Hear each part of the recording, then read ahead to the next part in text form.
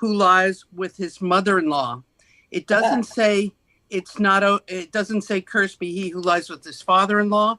And I'm wondering why it doesn't negate the fact that Tamar slept with Judah and was rewarded with the descent of the Mashiach.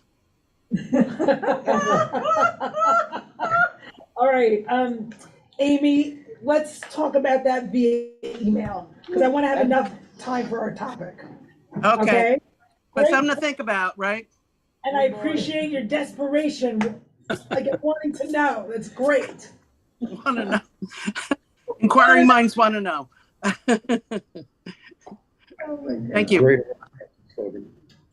Inquiring minds want to know. I know the person who wrote it at my agency. Oh. In 1975. Nice. Wow. Okay, Gil, if you can. The National Enquirer. If you can screen share the bracha. Okay, everybody.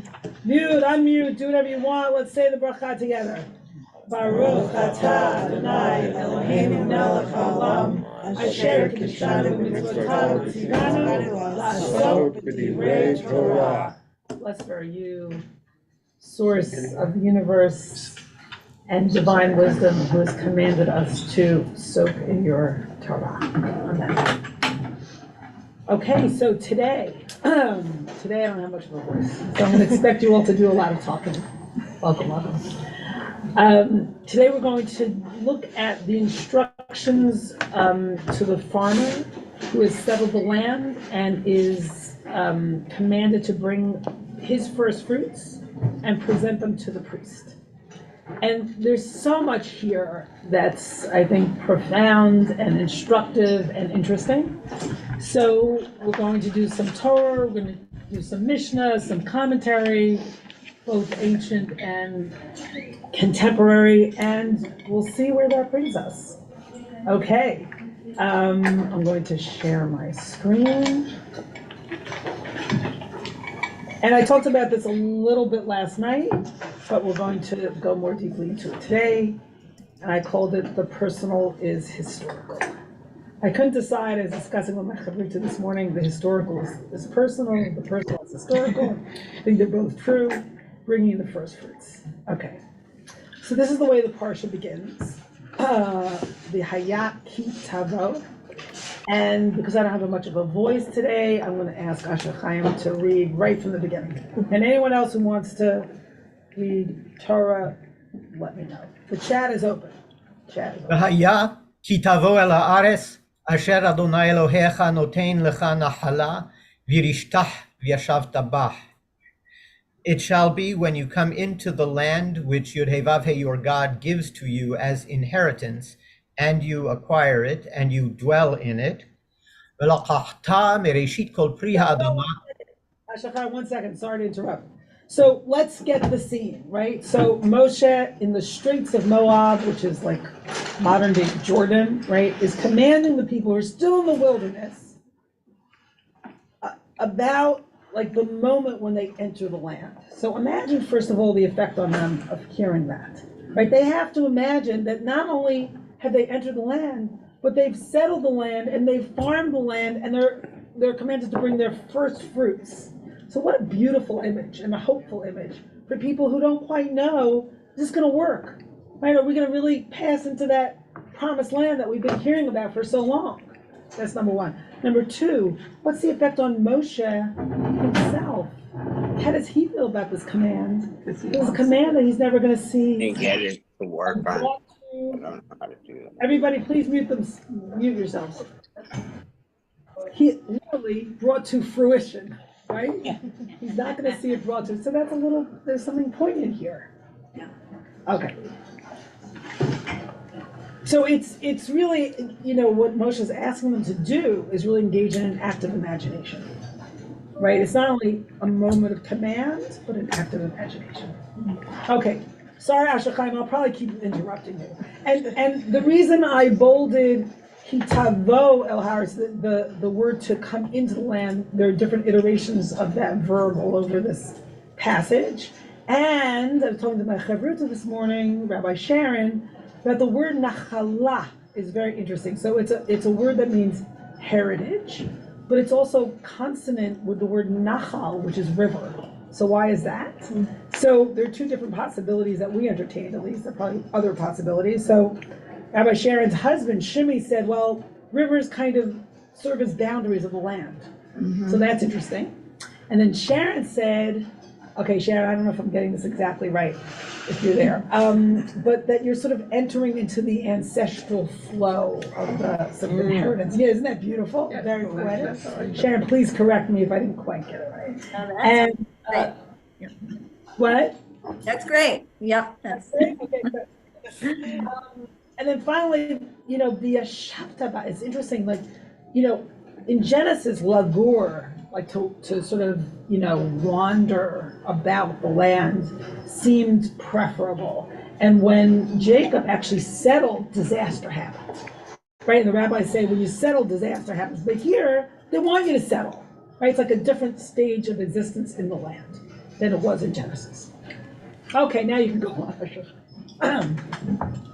ולקחת מראשית כל פרי One more thing. Feel free to add notes too if you have comments as you read. Okay? ולקחת adding a few notes מראשית כל פרי האדמה אשר תביא מארצך אשר אדוני אלוהיך נותן לך ושמת ותנה והלכת אל המקום אשר יבחר אדוני אלוהיך לשכן שמו שם. You shall take from the first. Sorry? No, go ahead. Sorry.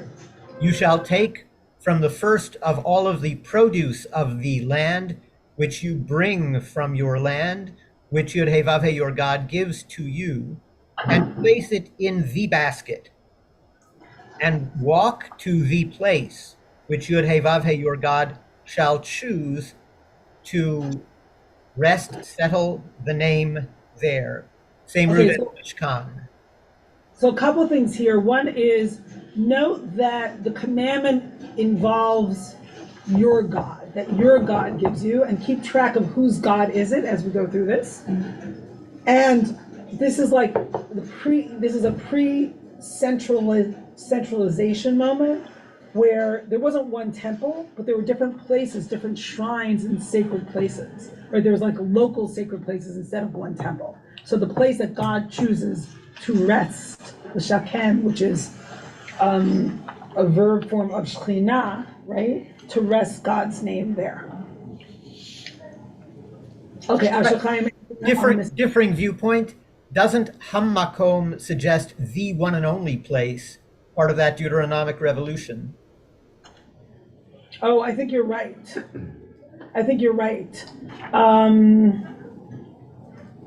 Okay, yes, I think. Not exclusively, it's just a possibility. Yes, okay, thank you. Why isn't it Yud-Heh-Vav-Heh? Why is it Kof Yud? Because Yud Kof? we've made paper copies, so that the paper copies don't have God's name on them, and then it's a problem in terms of getting rid of the paper. That's it. I just replaced it. Okay, go on, Asher Chaim. ובאת אל הכהן אשר יהיה בימים ההם, ואמרת אליו. Dramatic. And you shall come near to the Kohen who will be there in those days, and say to him, הגדתי היום לאדוני אלוהיך, כי באתי אל הארץ אשר נשבע אדוני לאבותינו לתת לנו. I am telling you, or reciting to you today, I'm sorry. Today I am reciting to Yud-Heh-Vav-Heh your God that I have arrived in the land which Yud-Heh-Vav-Heh swore to our ancestors to give us. V'laqach ha-kohen ha-tene miyadecha v'hinnecho lifnei mizbach Adonai Elohecha. The Kohen shall take the basket from your hands and place it in front of the altar of Yud-Heh-Vav-Heh, your God. Nice. So one of the most important things about this rite, it's not only a rite about fruit, right? It's bringing first fruit, but it's set in a historical context and a sacred context, right? Offering the fruit to the priest, and placing the fruit before the altar of God. Right, so this is very much a ritual, and it's one of the few liturgical recitations that we have in the Torah. And we'll see how that liturgical recitation unfolds in a moment. Yes? Can you speak to the significance of the first fruits? Because when I think of first fruits, I don't think of like the best fruits. Correct. Sort of like a pancake, like the first pancake you make is like, but everyone after that is better. It's true. So why is I don't that? struggle with that first pancake, it's true. Right, the pan has to be hot enough, but even when it is hot enough, this first pancake still doesn't come out. That Right, for pancake me, is right, man-made Right, though. right, right. So it's my understanding that the first fruits literally are the first fruits. I haven't spent a ton of time on farms, but I've found that the first fruits are not usually the best ones. And that echoes what? The story between Cain and Abel, right? Do they bring the best of what they have or not? Right, so Hevel brings the best, and Cain doesn't quite bring the best, but Cain brings fruits as opposed to sheep. Right, and maybe that's why. That's like an interesting sort of twist on the story. Like maybe the first fruits are not the best, but still, you're supposed to bring the first, not the best here. That's the instruction. Yeah, Mark. And that leads to the question of, firstborn, Exactly. often not being the one who inherits, even though that's what we say we're going to do.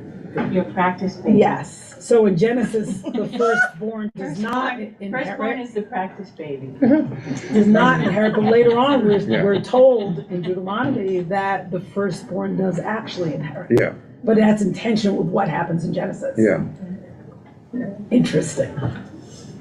Okay, Asher Chaim, your hand is raised. A quibble and a comment.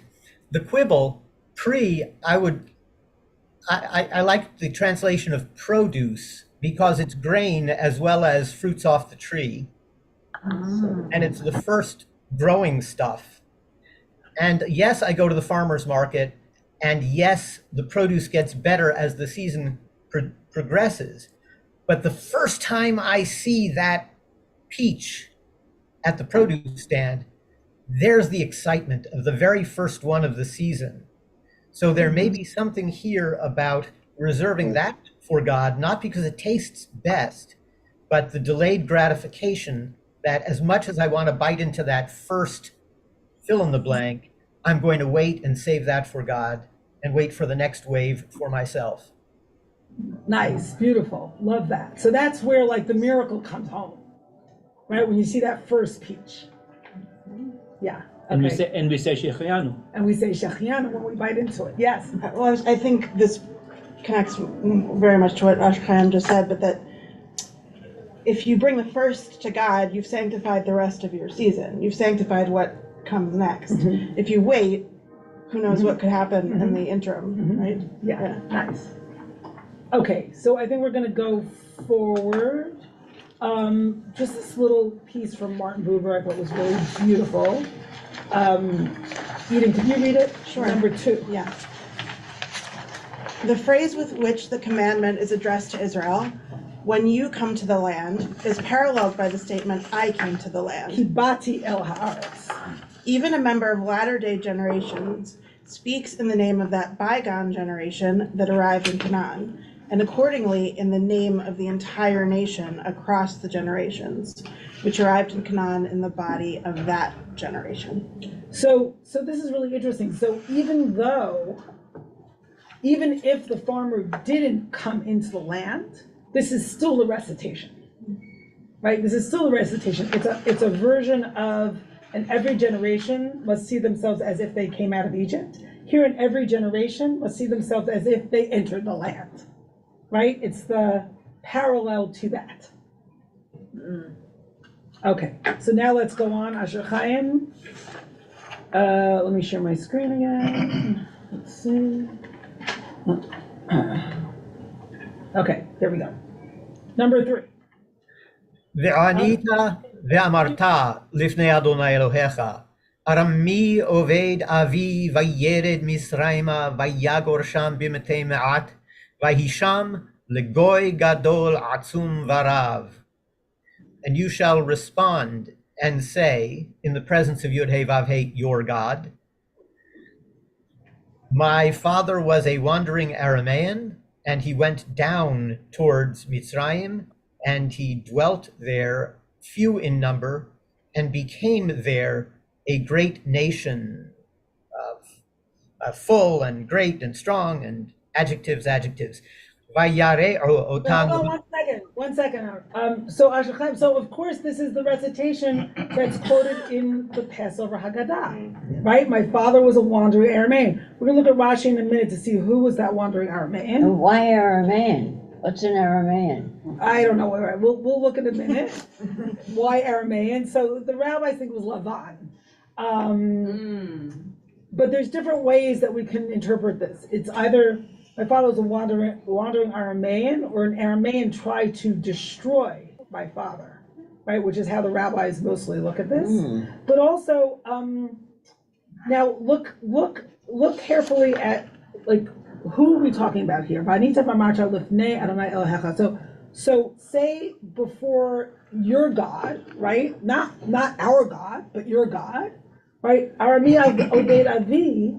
So now this story, my father was a fugitive Aramaean, is told in the first person. Right, that's an enormous shift from Exodus, where the omniscient narrator is telling the story. Right, this is suddenly the story is in the mouth of this farmer who brings first fruits. So that's interesting, which is one of the reasons I think it's included in the Passover Haggadah, is that we're telling our own story. It's in the first person, singular and plural. Okay, Jay, did you want to say something? Or you want to wait till the end of this passage? It's actually related to what you just said. Okay.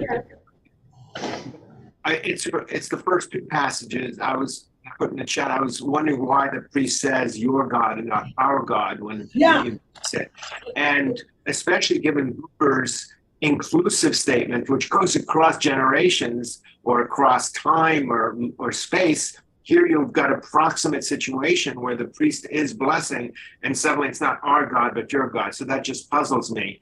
It puzzles me too, and I don't know the answer. Sharon and I were just discussing this. It's very interesting. Let's see how it unfolds, and we'll talk about it a little more after the passage. But I don't know. I basically don't know. Okay, go on, Ashachem. Vayare'u otanu hamisrim vayannunu vayitnu aleinu avodah kasha. The people of Mitzrayim did us bad and oppressed us and placed over us heavy labor. Sidebar, maybe this came into the Haggadah, which largely grew after the destruction of the temple, because they wanted people still to have the opportunity to make this recitation. Beautiful. Turning history into mystery. Yes, and a whole tractate is devoted to Bikurim. Like at this moment is that important. Whole tractate of the Torah. Vanitzak el Adonai Elohei Avotenu, vayishma Adonai et kolenu, vayaret anyenu v'et amalenu v'et lahasenu. And we cried out to Yud-Heh-Vav-Heh, God of our ancestors, and Yud-Heh-Vav-Heh heard our voice and saw our affliction and our toil and our oppression. ויוציאנו אדוני ממצרים ביד חזקה ובזרוע נטויה ובמורא גדול ובאותות ובמופתים. And Yud-Heh-Vav-Heh brought us out from Mitzrayim with a strong hand, mighty arm, great intimidation, signs and wonders. ויביאנו אל המקום הזה וייתן לנו את הארץ הזאת, ארץ Zavat Halav Udevash, and brought us to this place and gave us this land, a land flowing with milk and honey. It's so beautiful that, just a side note, that Mitzrayim is the narrow place, the place of Avodah Kasha, like hard work, and Lev Kasha, hard heart, but the promised land is a land of flow. Right, the land is flowing, right? The hardness yields to flow. Ve'ata, following all of the whereas clauses, the therefore. Ve'ata, and now. Hinne heveti et reshit pri ha'adama asher natata li Adonai. Hinnachto lifnei Adonai Elohecha, hishtahavita lifnei Adonai Elohecha. So, okay, yeah. And now, behold, I have brought the first produce of the land, which you, Yud-Heh-Vav-Heh, have given to me. And you shall place it in the presence of Yud-Heh-Vav-Heh, your God, and bow down in the presence of Yud-Heh-Vav-Heh, your God. Yeah, so again, the your God business. So the priest says your God, and then the farmer says your God. So what's that about? Yeah. Here, we're going back to the instruction manual, and you shall bow down before Yud-Heh-Vav-Heh, your God, is being addressed to the person making the presentation. So your God is referring to the farmer's God. Oh, you're right. With Adonai Elohecha, you're right.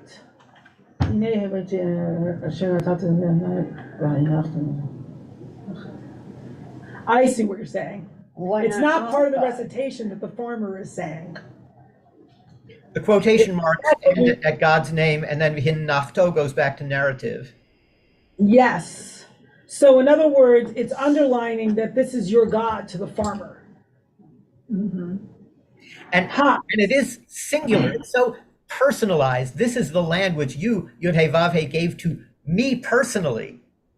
It's so amazing. The we voice and the I voice, and that can be an answer to you, Jay, that it's underlining your God. Don't forget it's your God, which is more radical than our God. Like, really get that. I have a question. This dynamic tension in the Amida, our God and God of our ancestors. And there's that wonderful dynamic tension that oscillates. Shall I do that last verse? Yes, please. V'samachta b'chol ha'tov asher natan lecha Adonai Elohecha uleveitecha ata v'halevi v'hager asher b'kirbecha. This is one of those seminal verses for Rabbi Sachs of blessed memory. And you shall rejoice in all of the goodness that Yud-Heh-Vav-Heh has given to you and to your household, you with the Levite and the stranger in your midst. Beautiful. Can't do simcha alone. Okay, so let's just think about this for a moment. So, this easily could have been, like, the Torah understands the elites, right? There's like this Canim, the elders, the priests, the head of the tribes, the princes, but this ritual is about the farmer. Granted, it's a landowner, it's not like the bottom of the bottom, but it's not the bottom at all, it's the farmer. But the farmer gets to bring their first fruits, right, and make this offering. Which is 90% of the population. Which is 90% of the population, and say, this is my story, right? This is my nachala. This is my inheritance.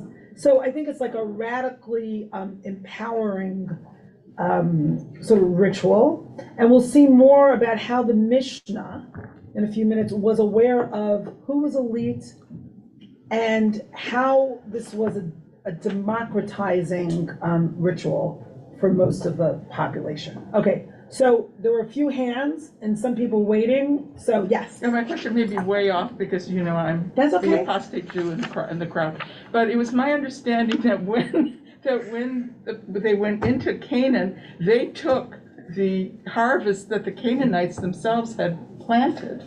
Is that not true? Have I got that wrong? I don't remember anything about taking the harvest from the Canaanites. I remember they annihilate the Canaanites. Well, they do, but I thought thought that was given to them. It makes. I don't. Okay, all right. I don't look it up recall that. Okay. Yeah. Okay. Amy, and then Elliot, and who else had their hand up? And Wendy, and Eden.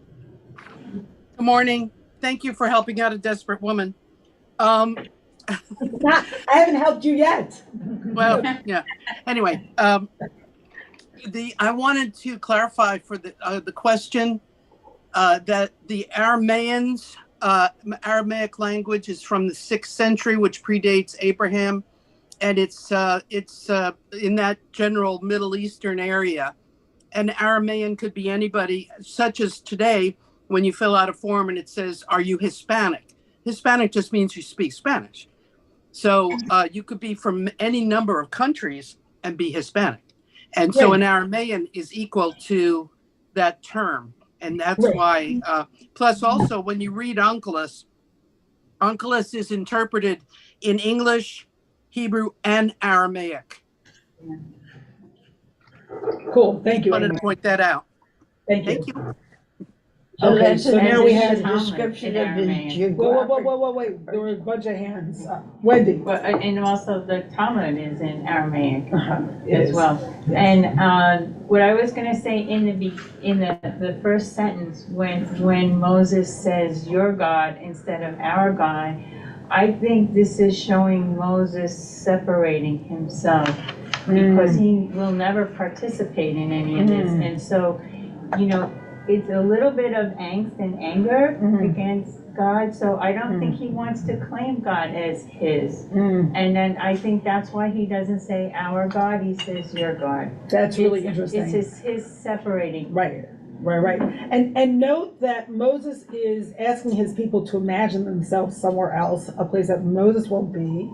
And when they are there, the farmer also has to remember someplace that he hasn't been, because he hasn't been to Egypt. Right? That whole generation has died out. Right. So he has to tell a story as if he's part of it, even though he was never part of it, and maybe his parents were part of it. Okay, so then I think Elliot. Yes, I have a comment and a question. Yeah. So the comment is, it's interesting that before farmers, are going to enjoy, the meal with the Levite and the stranger, that there's an acknowledgement, that the soil, in a sense, doesn't belong to them. Yes, absolutely. It doesn't belong It's all to them. this whole passage about gift. Yeah, it It's doesn't. about gift and inheritance. It's not like, oh, I dirtied my hands and I fought and I worked hard. There's nothing about that. Right. It's all about gift. It's Right. not about anything that the farmer has done. Right. This is a moment of inheritance and transmission. Right. And then my question is, and I'm not sure if it has to do with the translation, but it's curious to me that, the instruction that Moses gives is, go to the priest in charge and say to him, I acknowledge this day before God that I have entered the land. And so, the instruction could have been anything, but the instruction is to acknowledge that before God that I have entered the land. Yeah. And I don't know. The word in Hebrew is that he got it to you. Which, and I've recited. And I have recited this I day. am reciting. Okay. Yeah, so it's not acknowledgement. I'm reciting. Okay. Yeah, it's like the Haggadah from the Passover. I am reciting. Right. And so why is that sort of the instruction? I mean, Moses could have instructed farmers to say anything, but why is it important that they recite that they have entered the land? That's what they say. Well, I would say a few things. One is the moment the instruction is given is when they're still in the wilderness. Okay. So it's like this will happen. You will enter. Okay. That's number one. And number two is this is the fulfillment of the promise. It's been going on for all these books, right? This is and this has happened. Right. Right, and these first fruits are a symbol, an emblem of the fact that I have entered the land which you have promised to our forefathers, and I am benefiting from that promise. Yeah, okay, great. Yeah, okay, so I see, Marilyn on screen, and I'm gonna come back to the room for a few comments, and I'm gonna give priority to people who haven't spoken yet. Oh, I'm sorry, Eden, you was on here. Should I wait? We'll go to the people who haven't spoken yet, and then I'll come to you, okay. Good Shabbos. Good Shabbos. So I was thinking of, every day when we say the Amida, we say, heal us and we shall be healed. save us and we shall be saved. And it's in the plural. And apparently it was changed from the singular, which the prophet originally said it in the singular, but when we pray together, we change it into the plural. So I'm sort of interested in when we're pleading for something, we don't just ask for ourselves, we ask for everyone. But when we receive something, there's a very personal, it's in the personal. It's this is me. This is my God. This is what someone has done for me personally. So gratitude is singular, to sort of to remember that it's not a given that you should receive this and that it's you that has received it. So just that difference between pleading and praying and asking for healing in the plural, but acknowledging what you have received in the singular. Well, in the Amidah, Modim Anachnu Lach, the gratitude prayer is also in the plural. So I'm not sure it's like, so. I'm not sure if it's across the board, but I think your point still stands in the sense that when it comes down to it, I've received this, and really experiencing that, right, personally. I think that's what particularly of the heal us and we shall be healed that you say every day, that was taken.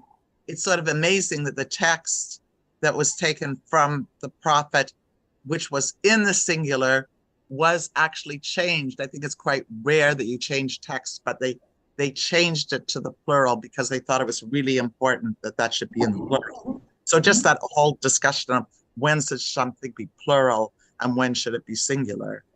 Yeah. Thank you. And notice also, in the text that it goes between the plural voice, but it's we, right, or us, and that singular voice. And that's really powerful, like that weaving in of the individual experience into the collective. Okay, Roberta. Yeah, Shabbat Shalom. Just carrying from what Elliot and Marilyn shared, entering the promised land is a shift of consciousness.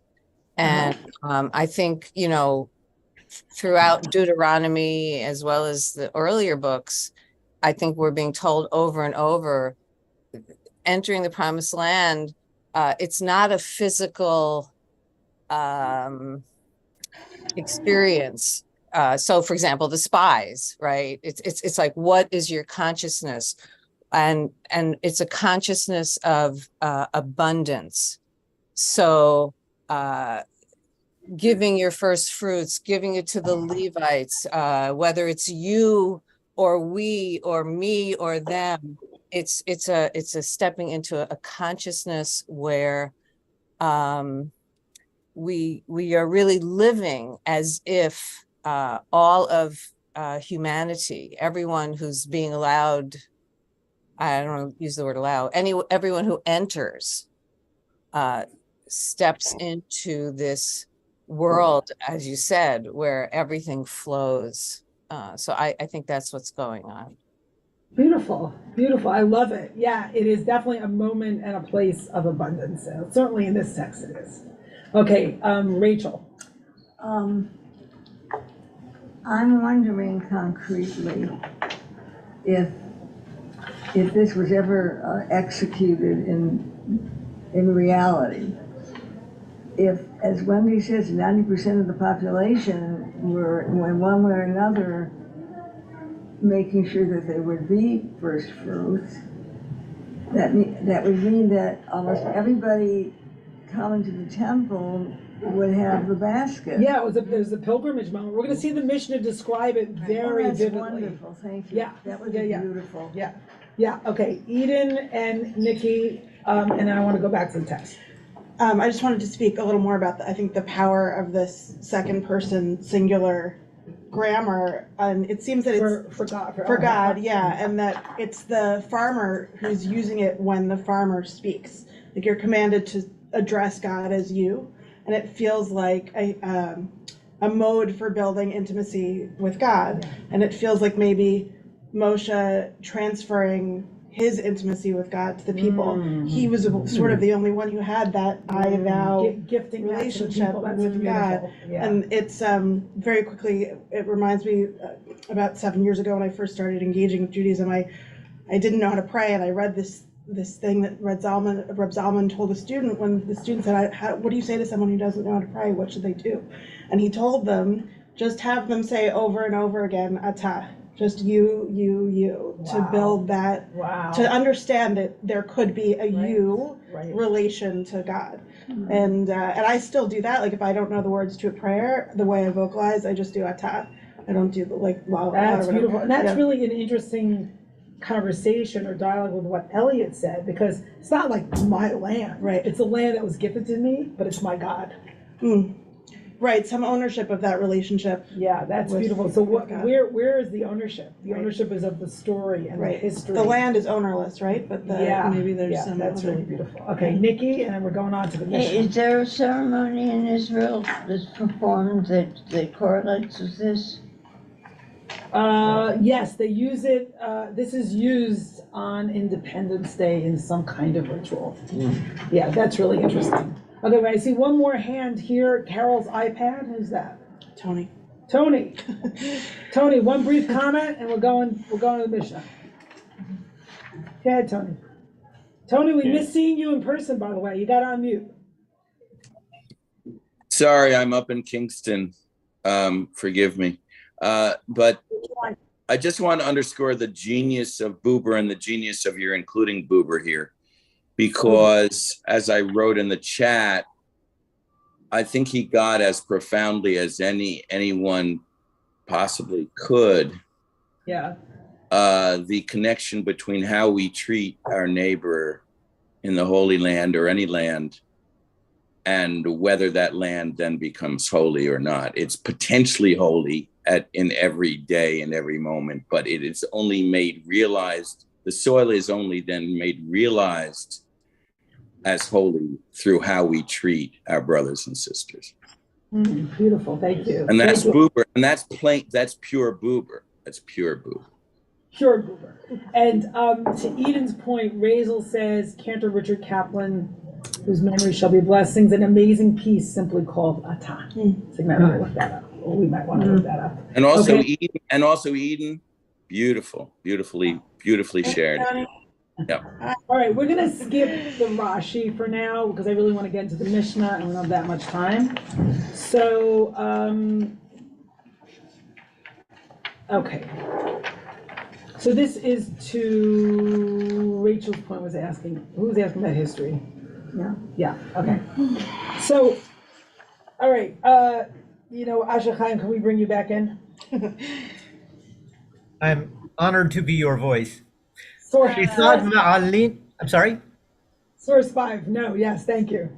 כיצד מעלין את הביקורין? כל העיירות שבמעמד מתכנסות לעיר של מעמד ולענין ברחובה של עיר. How are the bikurin, the first produce, taken up to Jerusalem? All the inhabitants of the cities of the ma'amad, the monthly rotation, would explain that for a minute. So if I recall correctly, the Kohanim would come from different parts of the country to serve in rotation. So different geographical areas were given different months to be, quote, responsible. So my understanding is the priests had different time periods in which they served, and there were places in the country that were parallel to the priest mishmarot. Right, so they were called ma'amadot. Senatorial districts, house districts. Yeah. So, so now we're talking about the places that were parallel to the priest's sort of jurisdiction. Maybe county seat or something. Yeah, that works. People would assemble in that town and would spend the night in the open street and not enter any of the houses. Earlier in the morning, so they wouldn't become impure by possible impurity in those houses. Right. And if they became impure, they wouldn't be able to go up to the temple. Early in the morning, the officer would recite from Jeremiah, Kumu v'na'aleh Sion el Beit Adonai Eloheinu.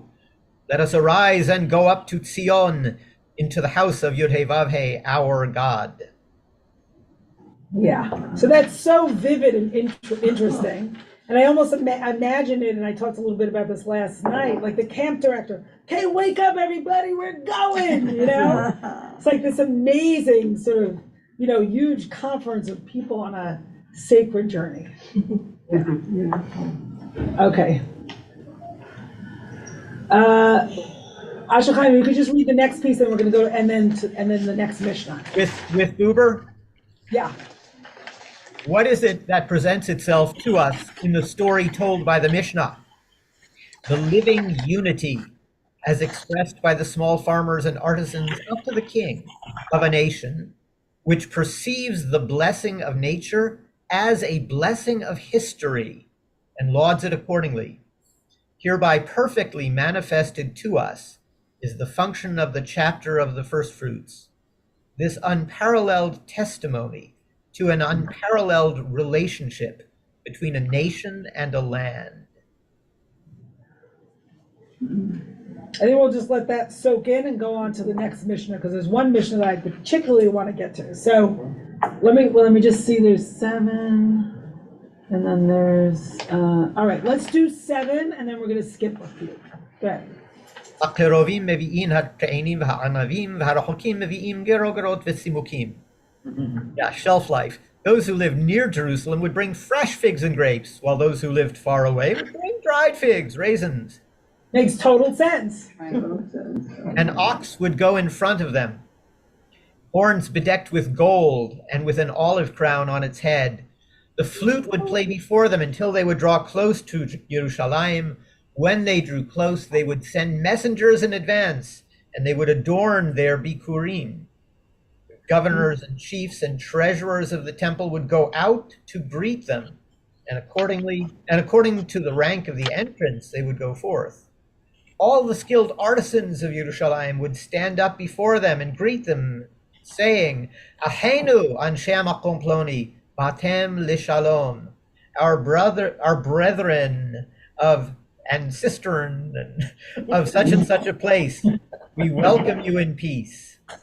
Beautiful. So note that there's a place for the people who have rank, right? There's a place for them in this ritual, and yet everybody is greeted and welcomed so beautifully. Okay, let's do 10 and 11. Khalil maktel ifnehem ad shemagi'im lahar habayit. The flute would play before them until they reached the Temple Mount. When they reached the Temple Mount, even King Agrippas would take the basket and place it on his shoulder and walk as far as the temple court. When he got to the temple court, the Leviim would sing the song, Adonai kedilitani velo simachto evaili. I extol you, Yud-Heh-Vav-Heh, because you have raised me up and not let my enemies rejoice over me. Beautiful. So note how the rabbi saw this as such a celebratory moment with, you know, pomp and circumstance and fanfare. It's like so vivid, right? And such a celebration, because this is the fulfillment of history. This is the fulfillment of the promise. Like, we've been traveling all these 5 books of Moses to this moment. You say, I entered the land. God saved me, right? God, I was in Egypt. I suffered, reached out to God. God rescued me. And here I am with my first fruits. Okay, now let's look at the concern in the source number 11. Barishona, once upon a time, anyone who knew how to recite would recite this Arameo Vedavi. And anyone who didn't know, they would prompt him. However, people were meaning like, I word would for say word. someone would repeat it. I would say another line and someone would repeat it. So if I don't know it by heart, that's what would happen, right? There's a way for anyone to do this, even if they didn't know, right, this passage. So it's democratizing. Okay, now look at the next line, which is really interesting. People were embarrassed if they didn't know it, and they didn't want to be prompted and stand out as being illiterate or not having a good enough memory. So they stopped making pilgrimage, God forbid. Hitpinu, our sages decreed that they would prompt everybody, both those who know it and those who don't know it. So this is amazing because, you know, God forbid I don't want to go up there, which I totally understand, because I don't know it. And if I don't know it and someone says it for me, everyone's going to know publicly that I don't know it. So why would I want to do that? I wouldn't want to do that. So what do? They changed the ritual so that everybody has it recited for them. And everybody has to recite it after that person, so you don't know who knows and who doesn't. Right? It's such a beautiful concern for embarrassment and insecurity. And I was saying last night, like, could you imagine if we created a culture where we always had that concern, where people didn't feel this like intense pressure to be excellent all the time, to perform all the time? It's like, it's just, you know, taking collective responsibility for people's feelings and hesitance and fear about knowing or not knowing. That's what we do during the Aliyah. If I stumble in the Aliyah, there's someone to prompt me. Oh yeah. Okay, let me stop my share and see if there are people, particularly people who haven't spoken yet. Okay, Joe. I just want to add there's a famous medrash that says that the entire world was just created for the mitzvah of Bikurim. The entire world, did everyone hear that? Famous one. Was created for this mitzvah. And how do you understand that, Joe? Right, because we're on this world to recognize God and to have a relationship with God. And this entire story of the Bikurim and all the begottity and all the telling over and all just creates this recognition of God. Yeah. Because you can like become full of yourself, because like you said before, you kind of touched on it, that we go ahead and we plant and we soil and we seed our field. At the end of it, we'd say that's me. Yeah. But by doing all this ritual and this and that, we know it's not me, it's all God. And everything in this world is God. Beautiful. And it's like, it reminds me of the difference between like someone who goes to Harvard and says like, yeah, I really worked hard, I got to Harvard, instead of saying like, oh, I grew up in like, you know, my mother's an educator, my father's a professor, and you know, and that's how I got to Harvard, because I had this incredible education, right, my entire life. It wasn't me, right? It's like, it's the difference between saying like, I was gifted with this culture and this history and this legacy, you know, and saying like, you know, all me, I'm talented. Right, and that actually creates a context in our culture, I think, for insecurity, because each of us has to, you know, legitimize and justify our existence all the time. Like, I'm in this capitalist society, I am valuable. All right, I see people who haven't spoken yet. I see Barbara and I see Lori, and we're coming close to time. There's a couple of texts I want to do, so try to be concise, please. Okay, I feel like I'm on Wonderama or something. I see Barbara. Anyway. Good Shabbos. How many people remember Wonderama?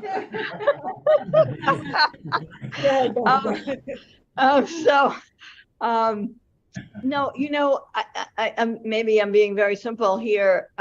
This happens every year, and I think about how when we come out of winter, and especially here in farm country, and we finally see everyone, all the farmers come to the farmers markets, or they come to a particular store and they have all their fruits, and it's a big celebration because people haven't seen each other also. So there's this huge social aspect of everyone being together and celebrating, and you know, it's like a reenactment of this story, and to me it feels like the reality, and we're giving thanks. Write a song about this with a recitation.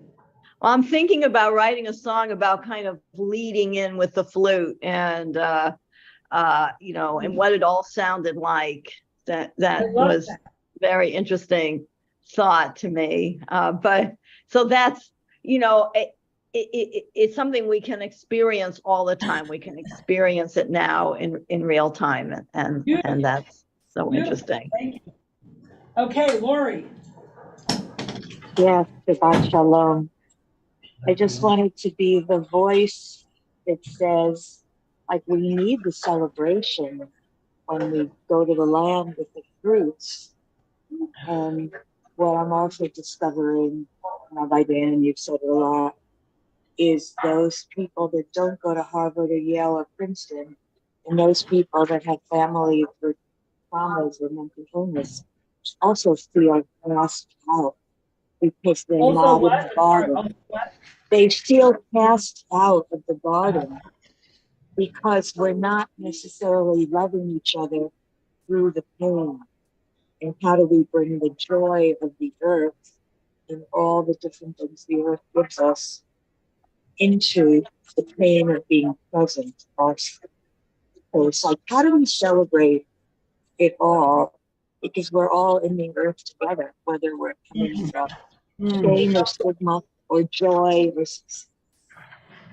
So, Lori, I think that's such a beautiful question. And note that, and we're going to, the two last texts, I think, are going to address your point a little bit. But also note that the farmer is saying, V'samachta, let's look at the last, the end of the passage, right? What does it say? It says, V'samachta b'chol hatov asher natan lecha v'mayolhecha u'leveitecha ata ba'leviv hager asher b'krebecha.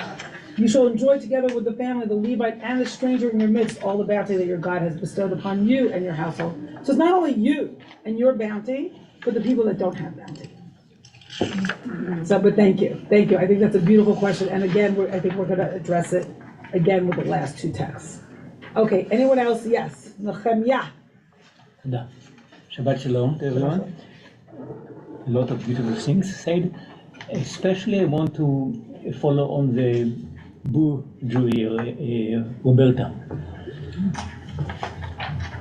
The two biggest symbols, mystical, that were given to us by the Jewish Bible are paradise and the Holy Land, the Promised Land. Mm-hmm. So yeah, and most of the Torah is between Gan Eden and the Holy Land, right? Yes. Now, it's the in-between time. Now, the Zohar said completely opposite from, another level. Moses prepared the entire nation who are in dualistic level, which is most people are, prepare them with everything they can do to experience the holiness in the holy place. But Moses himself, on Mount Sinai and Mount Nebo, he sees, according to the Zohar, he sees the Holy Land, he is going there. He is there. And you see from the beginning of history to the end of history, from one corner to another corner. So I propose here that when we go to the shul today and we go everywhere which is of sacredness, we experience the holiness.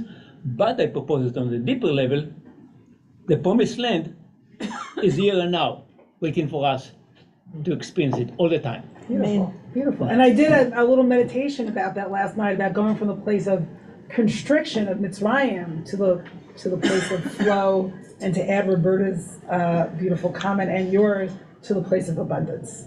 Yeah, beautiful. Thank you. Okay, so I see a few other hands of all people who've spoken already. And so since we only have a few minutes, I'm actually going to do the last two texts, and I apologize. Please put your comments into the chat, okay? Okay, so we're going back. I want to look at some comments by Zohar Atkins, who's a rabbi and a wonderful writer who sends out a weekly newsletter on the Parsha. You could sign up for his newsletter. Just look up HCSF newsletter. And he says, oh, you know what? Let's have someone else read the English here. Who wants to read this in the room in a loud voice? Mark. Number 13. When Moses gave the law of the first fruits, he gave us not just a proto-Haggadah, but also a way of relating to the coming days of awe. No matter where we are in the process of self-transformation and how much work there is to be done, we can bring our baskets bearing the first fruits of our earnest efforts and be grateful that we have come this far. The lesson of the first fruits is that we must make our offering not just when we are certain and gleeful, but when we are doubtful and restless. May the one who blessed our ancestors bless us with the courage to celebrate the first fruits of our nomadic hearts. So Lori, this also refers to your comment. And I also, I was having a conversation with one of my kids yesterday about, each of our gifts and how we offer them and are they accepted. And this child, I'll keep it vague because I know they don't like to be quoted in public, says something like, well, what do I, what are my offerings? I don't have anything to give. Like, I haven't given anything yet because, they're young, right? So, and then we discovered how much of an effect they've had on me and my husband just in the way that they are, right? So what is each of our offerings, right? Sometimes it's just in the way that we don't point to a book we've written. It doesn't have to be a book, right? It doesn't have to be a painting. Like the gifts are, often, not that tangible and just just the way we are in the world. What are our gifts? What are our purpose? So, and one more on that. So as we were studying this morning, that, those comments by Rabbi Atkins, Rabbi Sharon told me, I have this beautiful midrash for you that relates to that. And if you could read it, Asher Chaim. Are you there, Asher Chaim? All right, it's all right, I'll read it. You're there, okay. Yeah. אמר הקדוש ברוך הוא, אם הלכת להתפלל בתוך בית הכנסת, אל תעמוד על הפתח החיצון להתפלל שם, אלא הווה מתכוון להיכנס דלת לפנים מדלת. The Holy One of Blessing said, if you have walked to pray in a Beit Knesset, in a gathering place for prayer, don't stand at the threshold and pray there, but have intentionality to enter one door after another, lishqod al dalti, to have full presence at my doorway. I'm sorry, lishqod al dalti ein ktiv ela al daltotai. The text doesn't say stand at my doorway attentively, but rather stand at my doorways, plural. V'lama kein shakadosh baruch hu moneh pesi'otecha v'notein lecha sachar. Why? Because the Holy One of Blessing counts your footsteps, and your reward is corresponding to that. So yeah, isn't this such a beautiful text? Yeah, thank you so much, Sharon. But so this feels like, the ritual we have when we enter the land, right? When we're entering, and bringing the first fruits is a way of entering more deeply. And here it's like, keep entering, right? Doorway after doorway after doorway, keep entering as much as possible. And I know how easy it is to stay on the outside, right? Like if it wasn't my synagogue, I'd probably sit like near the door, like a quick exit strategy, right? I don't have that option. But it's like, it's so hard to really enter and be in things, and especially if one does feel perhaps isolated or, excluded in some way. And what a beautiful blessing for these days of awe, right? For these coming days of awe and this month of Elul, to really enter as deeply as you can and to take that risk to just, keep going inside both yourself and going inside to community and going into relationship with God, your God. So let me stop my share. And I'm going to take the last three comments if they're quick, because I have to get upstairs. Okay, all right. Tony J. Lori. Oh, wait, Richard hasn't spoken yet. Richard first.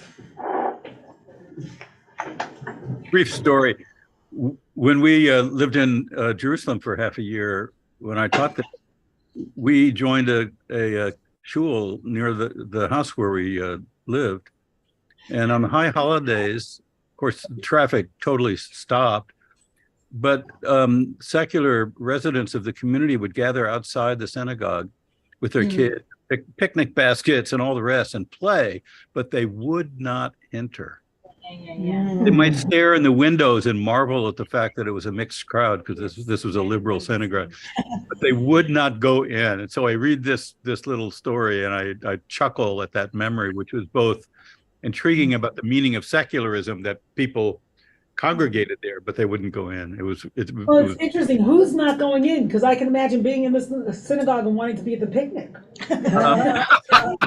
Well, not on Yom Kippur, but Even on especially on Yom Kippur. But it was it was just a fascinating. We'd spent a lot of time thinking about the meaning of being secular in Israel. It's a very complicated notion, and this was part of our thinking about it. It was a really interesting observer. We talked about it a lot. You know, some of the Haggadot of the kibbutzim, right, that they use on Pesach, it's almost like it goes back to this ritual, and it's all about like recognizing like the bounty, the natural bounty of the land, and you know, some history as well, but without the God. I read them every year. You read them every year. Okay, Jay and Tony, I think we're closing out. Go ahead. Associations. First, all the Mishnayot about the purification and the fanfare remind me a little bit of Sinai, with the 3 days of purification and a different kind of fanfare. So it's a little bit of an echo of that. Yeah. And secondly, as someone whose last professional career was in food security, there are a lot of kids who come from struggling families who depend on free school lunch programs for their only nutritional meal of the day. And some schools now have made free lunch programs available to everyone, so these kids don't feel singled out and embarrassed, which parallels. Beautiful, thank you. Okay, Tony. Tony, no? No, your hand was up from before. Okay. You're muted. That was from before. Oh, okay. I'm keeping things short and sweet. I'm mending my ways. I'm mending my ways, Rabbi. Oh wow, yeah. For this season of one of the things I read last night that I'll share with you, even though it's not directly related, but maybe it is I read from Rachel Annisfeld, who happens to be Sharon Cohen Annisfeld's sister-in-law and used to be my study partner years ago, that she thought about tshuva, repentance, not only as repentance, but tshuva as our answer to God, or our becoming a response or an answer to God and to this period of time. Yes, Mark, you want to have a last word? Oh, I just have a question. Yeah. About Shavuot, which is the feast of the first fruits. Yes. So I wanted to know, is this the during the year? Yes, I'm sorry, I forgot to say that this is the original Shavuot. Is this the first fruits of the year? Yes. And then there are first fruits every month? No. Because of all the different harvests? Because this is the rite of the first fruits that happens around the season or the time of Shavuot. So all of this is around Shavuot, yes, because that's correct. Shavuot is barley, but then at the end of Shavuot there is wheat. No, Shavuot is wheat, and Pesach is barley. Barley, yes. Yeah. Yeah. Rabbi Diane, I correct myself. I just wanted to make one comment now. What happened to your tshuva? Oh my God, you're undoing it, and Rosh Hashanah hasn't happened yet. Just briefly, I wanted to echo your inviting everyone to our friend Zohar Atkins and his wisdom. He's an awesome young dude who has an Oxford PhD in Heidegger, for starters, and blah, blah, blah. If nothing else, go to Aviva Zornberg's website and hear the amazing interaction between Zohar and Zornberg. Amazing. Great. Okay. There's a link on a podcast that Zohar did with Zornberg, which is beautiful. Okay. Asher Chai, are you giving the last words? Probably not. Kvod Harav, You have nourished us. And during this hour that began with you saying that you did not have a voice because of the cold, like Moshe Rabbeinu, your voice is stronger now than ever. May this blessing be shared with all of us. Thank you, Asher Chaim. Thank you. Okay, I am speechless. I will see everybody at services. Yes,